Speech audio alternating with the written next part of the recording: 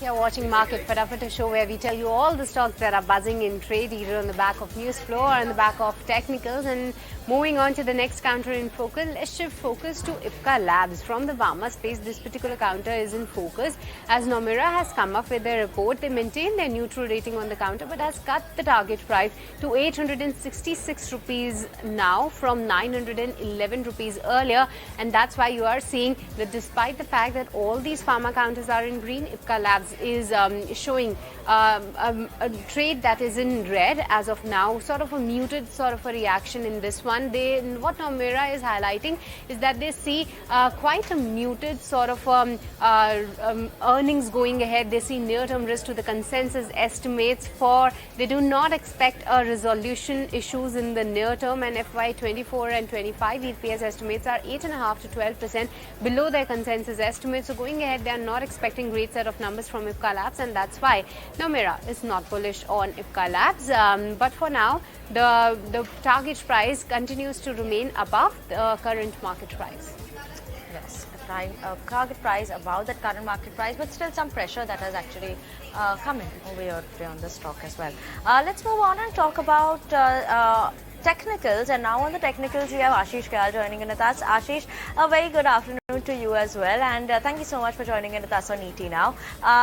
First stock of yours, Mastek, how is that looking like on the charts? What is it that you're picking up in terms of technicals over here? We're seeing 36% return in 6 months, not bad. What should we expect going forward? Yes, Mastek has shown a very sharp rise, and I think the entire IT sector is turning back on the upside. We saw TCS a few days back, up by 5-6%. So overall, I think Mastek is also giving a strong breakout. The stock can move towards the level of 2,500 eventually from a little positional perspective. And on the downside, one can maintain a stop loss at around 2120 levels.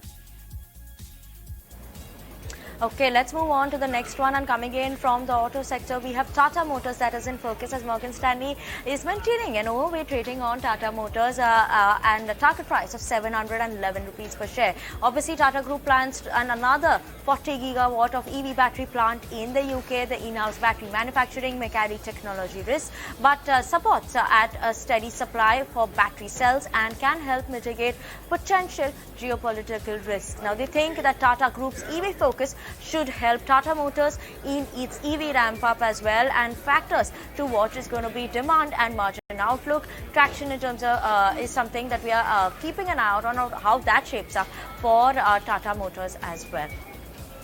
Okay, we're moving on. Let's shift focus to the stock number 18 then. And Lisa, coming to you, Krishna Diagnostics is the counter that you have picked up. Tell us why is that so? So big fall coming in Krishna Diagnostics, and that is because Krishna Diagnostics way back in March, they had bagged a tender with the Rajasthan Health government, and this was to provide lab services for free diagnostic initiatives, and this was under the National Health Mission. But now the Rajasthan government, they have cancelled the contract with Krishna Diagnostic, and the cancellation that stems from the differences that they had regarding the additional performance security. Krishna Diagnostics, they said that they'll be pursuing the matter with utmost dedication, and they say that this does not impact their existing operations. But what Equirus Security is saying that the cancelled contract, it's a big negative for Krishna Diagnostics, as it would have added around 150 crore in their top line revenue. This comes to around 18% to their FY25 revenue, as well as 19% to their EBITDA. So, and this instance of sudden cancellation, that could have an impact on the valuation multiples as well. And they said that though the company has taken legal recourse, but the resolution will take some time and it can be stretched. So that's on Krishna Diagnostics. It's trending. It's down around 13% in trade because of this cancellation from the Rajasthan government. Okay. Let's move on to the next one, and Ashish, Bank of India is the stock that you're focusing on as well. On the charts, what is the indication that one is picking up for Bank of India? Last 6 months, very flat in terms of return, 7% downtick is what we're seeing, so nothing exciting. Finally, an uptick is what you're expecting? Yes, looks like the stock has been consolidating for more than 6 months now, forming a rounding bottom kind of a pattern, and I think it's going to give a good breakout. PSU banks are showing some kind of a strength in today's session also. Bank of India has given a move formed a bullish candlestick pattern along with a strong volumes. If you look at volumes are picking up very heavily on this stock as of now. So the overall perspective on Bank of India looks positive to me. I think the stock can move towards the previous peak level, which is at 90 on the upside, and the support for the stock is at around 79 levels. So one can add the stock in their portfolio from the medium term perspective as well. Okay, so that's the outlook on Bank of India. But moving on, and Vamakshi, coming to you for PNC Infra. This stock is also seeing good gains in today's trading session. Tell us, why is that so? Well, yes, Rishni, PNC Infra is in focus, and it is in focus on the back of an announcement that actually came in post-market hours yesterday. Now, the company has gone ahead and signed a concession agreement for nearly 3 HAM projects, that is hybrid annuity model projects. Now, this agreement has been signed with with NHAI, which is the National Highways Authority of India, and the projects cost around 3,264 odd crores. So, a large project signing is what the company has undertaken, and in fact, that highlighting that all of the above projects are expected to be constructed in the next 24 months, in 24 months upon declaration of respective appointed dates, and they will also be operated for a period of 15 years post construction. So on the back of this news flow, we do have PNC Infra in focus today, and the stock has definitely hit its 52-week high on an intraday basis. And talk about HUL, that company is set to report its earnings today. Now, in terms of numbers, what we're expecting, revenue growth of 8%, profits expect to see a growth of 14%, while margins we're expecting an expansion there of around 80 basis points, 23.6% is what we're expecting the EBITDA margins at. Volume growth number, which we closely look at, that's expected to come in at 5%. So when you look at it, we are this time around we're expecting more of a volume-led growth than a pricing-led growth, which HUL has seen over the past year as well. Now, margins obviously are expected to improve sequentially, and we're seeing an improvement on a YOY basis as well is what we're expecting because of the correction in the PFAD prices as well as the correction in the palm oil prices. And let's not forget they've taken some calibrated price hikes in the HFD segment as well. So yes, that is what is supporting the margins of the company. Overall, we're expecting a modest performance coming in the home care as well as the beauty and the personal care business of the company. They're taking some bit of a price cuts in some of the product ranges over there as well. So keep an eye out on that. Ice cream portfolio, maybe a muted growth is what is expected. Obviously, those unseasonal rains as well as weak summers is something that impacted overall the summer portfolio. But all in all, what we're watching out for, the new CEO MD coming in place, that is Rohit Java. So he's been taking place as well. So keeping an eye out on that, as well as we're expecting to see in terms of demand outlook, rural growth commentary, what is that shaping up, as well as margin outlook are the key factors to watch out for. Well, yes, that's the expectation and a busy day for you, Winnie, then. But moving on to Cochin Shipyard now. And Ashish, this is the counter that you have picked up, and all these defense-related stocks are seeing no stopping. What specifically are you spotting on Cochin Shipyard? Yes, indeed. Cochin Shipyard showed a very sharp rise from the levels of when it formed a low at 560, and the wave on the upside has continued since then. Even now, if you check, there is no divergence that we are seeing. I think the momentum is intact on this stock, and we can move towards the level of around 710 on the upside. The support of the 10 days average is coming to around 637. So as long as 637 is intact in the stock, use dips to buy for the target of 710. On those targets for Cochin Shipyard. But let's move on and talk about ABB India. Lisa, why is this one in focus today? What is the news flow that you're picking up here? ABB India's parent, the global ABB Global, they have reported their Q2 earnings today, and what the management, in their presentation, the guidance that they have given is that they see revenue growth of around 10% for calendar year 23, and also the EBITDA margin is expected to be about 16%.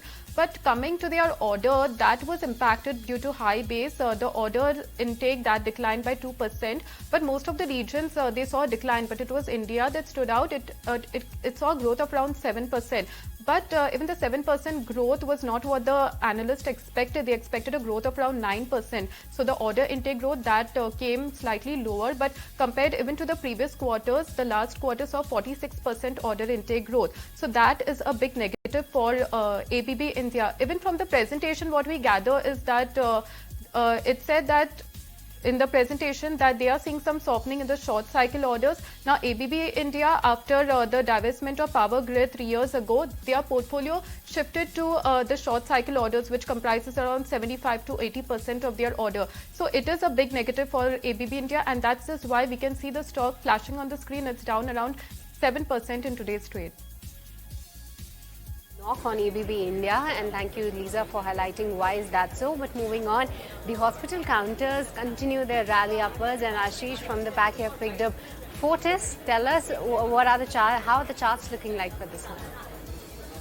Yes, Fortis has been in an uptrend for quite some time. I think the stock formed a low at 255 in the month of May, and since then it has not stopping anywhere. Again, after a brief consolidation of past few days, the stock is giving a good breakout on the upside, and I think it is going to move towards the level of 360 from here. So there is good enough up move that we can expect in this stock from here as well. And the support of the stock is at 325. So the risk reward is also favorable for people to go long here. Okay, let's move on. And Vamakshi, L&T Finance is the stock that you picked out for us today. Why is this one in focus? Well, Vinny, this counter is in focus on the back of its earnings. Now, when we look at the numbers overall, they do look like a good set of numbers that have come in for this counter. NII saw an uptick of almost 14% on a year-on-year basis. In fact, the company most importantly managed to achieve most of their Lakshya 2026 targets. Now, this is the guidance that the company had given just a short while ago. And in fact, they have managed to achieve all of those targets. Other than that, when we look at the net profit, that number has almost doubled. So PAT has come in at 531 odd crores. It has more than doubled from 262 odd crores that we saw in the same quarter last year.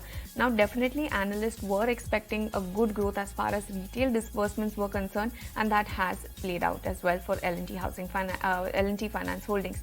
So on the back of that, we do have this counter in focus today. Now, yesterday before the earnings actually came out, the stock was surging in trade today, and today, unfortunately, the stock is tanking lower in trade today, down nearly 2.5% as we speak.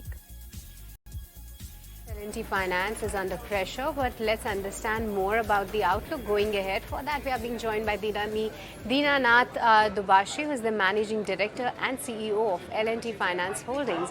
Hi, very good afternoon, Mr. Dubashish. The retail book growth is healthy, but do you see this momentum sustaining through the rest of the year? Because on one hand, you have bottom of the pyramid borrowers benefiting on account of the inflation, while on the other hand, the urban consumer discretionary categories are seeing some bit of a sluggishness. So what's the outlook on this one? Way to sustain growth is to farm your existing customers. That is something we were not doing well at all till about 18 months back. As of now, we have 2.1 crore database of existing customers. And over the last about 18 months, we have invested a lot in data analytics to see how we can cross-sell and upsell to these customers. To such extent that we even changed the organization. If you would remember, about 18 months back, our organization was product line based. From that, we shifted it to customer line based. So we have one line now for rural businesses, we have another line for rural individuals, then urban businesses and urban individuals. So now there will be hook products for each one of them, and then cross-sell products for each one of them. I will just give you some headline numbers. Today, 34% of all disbursements happen to existing customers. 34%. So now you see, now this 34% suddenly becomes our right, our business. Hamara hak hai. It's like our business to do. That is not as seasonal as new business. And as this percentage increases, the company will be more and more sort of insulated, if not completely protected from seasonality. That is why, okay, will we grow 34%, 35% every year? I don't know. Maybe there will be years that we will grow at 28, 29%. Maybe there will be years where we will grow at 40%. I don't know. But that kind of growth rate of 25% plus, we are quite confident of maintaining because of this deep-rooted and long-term strategy that we have adopted of farming our existing customers. And that is going very well. I hope that answers your question. I'm confident on the growth ahead, but Mr. Dubashi, like you mentioned that most of the Lakshya 2026 targets have already been achieved. But now, would you be looking at revisiting this guidance and maybe upping the ante? Good question. So you see what has been achieved, right? It has been achieved. All the targets are in terms of ratios. So whether it is a retail percentage, so we have achieved 82%. We already set a target of 90. That there is no surprise in that. That I had told last quarter itself, that we will achieve 90% in 2024 itself. Now, all others are ratios, whether it's asset quality, whether it is profits. Now, having achieved these ratios, the target is going to be very simple: to achieve this growth of a minimum of 25% year upon year till 26, till the year 26, while keeping this profitability and asset quality intact. Ideally, we should be able to deliver that quarter upon quarter steadily till everybody comes to know L&T Finance as a company which delivers steady growth at steady asset quality and steady profitability quarter upon quarter. That was the purpose of Lakshya 26, and that remains the same. So, when I say we have achieved the target, it is not the target in terms of retail balance sheet size that we want. That needs to be achieved. But what I meant was the quality of Lakshya, the ratios of Lakshya have been achieved. And now, having achieved this, we have to maintain these ratios and achieve this growth year upon year. Okay, your NII is up 14%, your PPOP is up 8%, but PAT has more than doubled. For the interest of our viewers, could you highlight some of the factors leading to this? Oh, very clearly, it's a big reduction in credit cost. If you take the consolidated number, credit cost has come down to almost 40%, from close to 800 crores last year to 475 crores this year. As asset quality is stabilizing and improving continuously, we are seeing zero DPD improving. We are seeing current bucket collection efficiency improving. We are seeing NPA ratios improving. As these improve, very clearly, credit cost is going to be low, like it is in Q1. Also, I would like to point out that Q1 last year, there was also an impact of the one-time restructuring of some of our products that we had done during COVID, becoming NPA, and that impact was there in last year Q1. But this big improvement in credit cost is what is driving the profitability very clearly, along with, of course, sustainable growth and good margins. Okay, Mr. Dubashe, in our last interaction, you had indicated that the cost of the funds could rise by 25 to 30 basis points over the next 2 quarters. Has this panned out as per your expectations? And how do you see the borrowing cost to pan out from here on? I think, generally speaking, if we say, we are now in a prolonged period of stabilization. So, if you see from last quarter, our increase is only 6 basis points, which is clearly less than what even I had expected. I had expected 10 to 15 basis point increase in 1 quarter itself. As you had said, I had talked about 20 to 30 basis points over 2 quarters. But in this quarter, we have seen only a 6 basis points increase. So, we believe that cost of funds should stabilize around this level. That doesn't mean that it can't go up by 10, 15 basis points. These increases can happen. But generally speaking, you see over the next 4 to 6 quarters, we don't see any big increase or big reduction in cost of funds.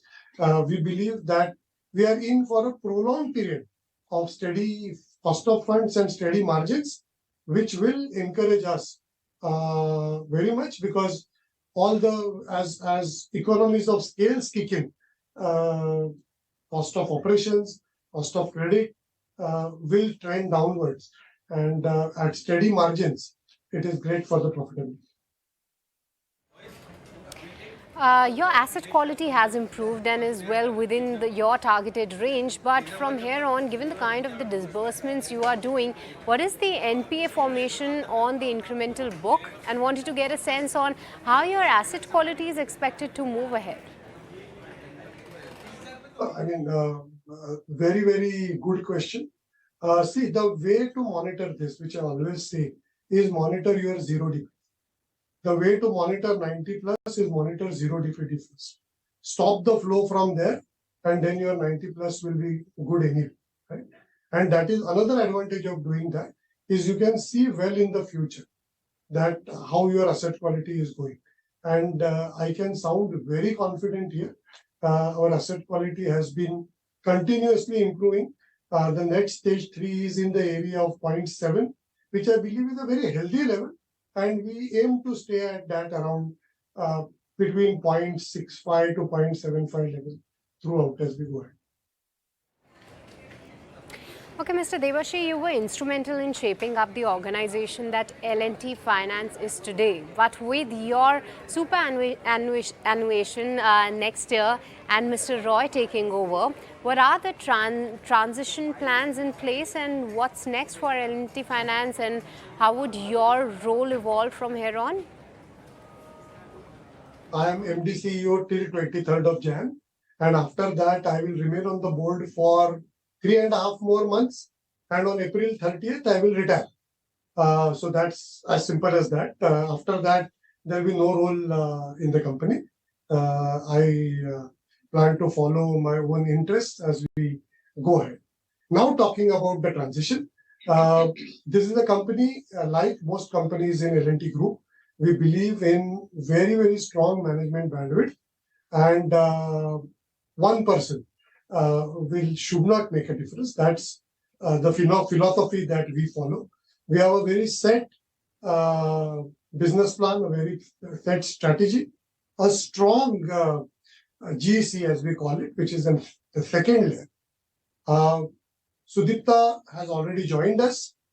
He will be within the company for close to July, 8 months before he takes over as MD CEO. He is currently COO, will be looking after all the businesses. So this entire transition plan has our own L&T mark of planned and very planned in detail and gradual transition as we go ahead. Okay, with this, we'll let you go on that, Mr. Devashi. It was great having you on the channel, and thank you so much for joining us today.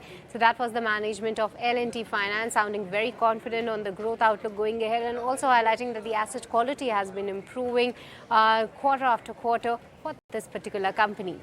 But moving on, let's shift focus to another news wherein the race to acquire Glenmark Life Sciences gets a new contender. Who will be that? My colleague Anurag Joshi joins in with this exclusive update. Listen in. Take it away, Anurag. Yes, Chris Capital has joined the fray to buy a controlling equity stake in Glenmark Life Sciences in the final round of the sales process of the company. The other contenders in this round are Nirma Limited and Sekhmet Pharma Ventures, which is a pharmaceutical company backed by peer private equity firm PAG. Now the Saldana family, which controls Glenmark Life's founder, Glenmark Pharmaceuticals, had put about 83% equity stake in Glenmark Life Sciences for sale. And there have been several contenders in the past, and in the previous round, the contenders were BPEA, EQT, Nirma, and PAG. So there has been a bit of developments in the final rounds with these three contenders, which includes Chris Capital remaining in the fray. Now the deal value is pegged at around 6,500 crore rupees, and the total valuation for Glenmark Life Sciences is around 7,800 crore rupees. Okay, thank you so much, Anurag, for getting us all those exclusive details. But with this, viewers, it's time to wrap this edition of Market Fatafat. Thank you so much, Lisa, Bamakshi, as well as Kunal for joining us today, and Ashish as well for helping us and giving his trading calls during the show. But with this, it's a wrap. But before we go, take a look at the markets. What a stellar run-up we are seeing. Just 47 points shy of hitting that 20,000 mark. But Nifty has already hit that coveted level in the August as well as September expiry. But with this, we leave you at that. It's a goodbye from me and the entire team who put this show together. Thank you so much for watching.